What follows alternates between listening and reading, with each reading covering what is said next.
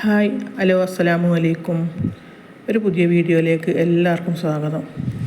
അപ്പോൾ ഇന്നത്തെ വീഡിയോ എന്ന് വെച്ചാൽ എന്നും പോലെ തന്നെ ഉച്ചക്കത്തെ കുറച്ച് വിശേഷങ്ങളാണ് കേട്ടോ. അപ്പോൾ രാവിലത്തെ വിശേഷങ്ങളും ഉച്ചക്കത്തെ വിശേഷങ്ങളും ഒക്കെ ആയിട്ട് ഒന്നും ഇപ്പോൾ തന്നെയാണല്ലോ പരിപാടി. ഇതിപ്പോൾ ഒന്നും വേണ്ടിയാണല്ലോ. അപ്പോൾ അതാക്കണ ഞാൻ ഉച്ചക്ക് ചോറ് വെക്കാൻ വേണ്ടിയിട്ട് ചെമ്പൊക്കെ മോറിങ്ങാൻ അടുപ്പത്ത് വെച്ചിട്ടുണ്ട് കേട്ടോ വെള്ളം.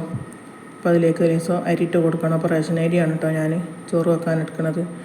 അപ്പോൾ അതിന് വേണ്ടിയിട്ട് അവർ മുറമൊക്കെ എടുത്ത് വെച്ചിരിക്കണം. അതിലേക്ക് അരിയിട്ട് കൊടുക്കട്ടെ. അരി ചേറിങ്ങാനി ഒന്ന് പെറുക്കണം. അപ്പോൾ അരി കഴിഞ്ഞതാണ് ഇനിയിപ്പോൾ വാങ്ങണം.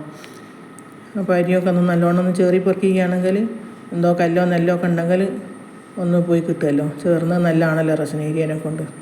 അപ്പോൾ ഒന്ന് ചേറിയൊക്കെ പെറുക്കിയെടുക്കട്ടെ. എന്നിട്ട് വേണം ആളിന്ന് അടുപ്പത്തിടാനും. അപ്പോൾ ലേശം തളിച്ച വെള്ളമോ അല്ലെ നല്ലോണം ചൂടായിട്ട് ആ വെള്ളമൊക്കെ ഒഴിച്ചിങ്ങാനും ഒന്ന് കഴുകി കൊടുക്കണം കേട്ടോ. അത് നല്ലതാണ്. അപ്പോൾ ഫസ്റ്റ് തന്നെ പച്ചവെള്ളം എടുത്തിങ്ങാനും ഒന്ന് കഴുകിയിട്ട് പിന്നെ നല്ലോണം ചൂടായ വെള്ളം ഒന്ന് ഒഴിച്ചിങ്ങാനും നല്ലോണം ഒന്ന് കഴുകിയെടുക്കാം.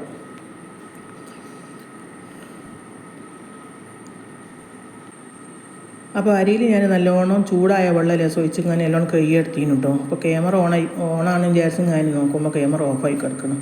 അപ്പോൾ അതിൽ കാണുന്നില്ല. അപ്പോൾ നല്ലോണം ചൂടായ വെള്ളമൊക്കെ ഒഴിച്ചിങ്ങനെ നല്ലോണം കഴുകി കൊടുത്താലൊരു ഒട്ടലിനൊക്കെ ആക്കണ്ടാവും കേട്ടോ. അപ്പോൾ അങ്ങനെ ഒട്ടണ അരിയൊന്നും അല്ല, എന്നാലും നല്ലതാണെന്ന് ചൂടുവെള്ളത്തിൽ കഴുകിയെടുത്താൽ. അപ്പോൾ അരിയൊക്കെ അടുപ്പത്തിട്ടൊക്കെ ഒന്ന് മൂടിയും കാര്യമൊക്കെ കൊടുത്തിക്കണം. നല്ലോണം തളിച്ചൊക്കെ വെന്ത് കിട്ടട്ടെ. ആ സമയം കൊണ്ട് കറിയൊക്കെ ഉണ്ടാക്കാൻ നോക്കാം. അപ്പോൾ ഒന്ന് പിലാക്കോയിയാണ് കേട്ടോ. അപ്പോൾ ഒന്ന് ചിക്കനും മീനും ഒന്നല്ല, ഒന്ന് പിലാക്കോയി കറിയും അതിലേക്ക് സ്രാവിൻ്റെ എല്ലും ഇട്ട് കൊടുക്കാം.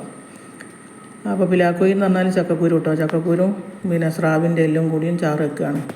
അപ്പോൾ അതിന് വേണ്ടിയിട്ട് ചക്കക്കുരുമൊക്കെ തോലൊളിച്ചിക്കണം.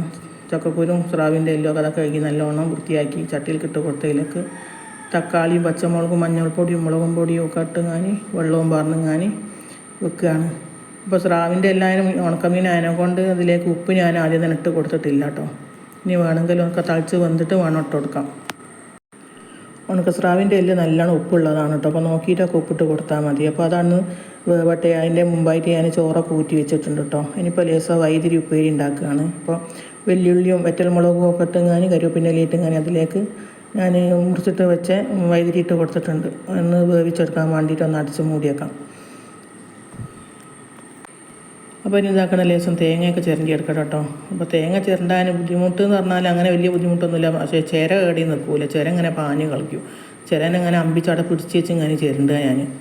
അപ്പോൾ ചില സമയത്തൊക്കെ ഞാൻ പൂണ്ടും മുറിച്ചിട്ടും അരക്കും. അപ്പോൾ ഒന്നിപ്പോൾ ചിരണ്ടി അരക്കട്ടെ എന്ന് വിചാരിച്ചു. അപ്പോൾ കറിയിലൊക്കെ തേങ്ങ അരച്ച് ഒഴിച്ച് പിന്നെ ഞാൻ വറവിട്ട് കൊടുത്തിട്ടൊന്നുമില്ല കേട്ടോ അതിലേക്ക്.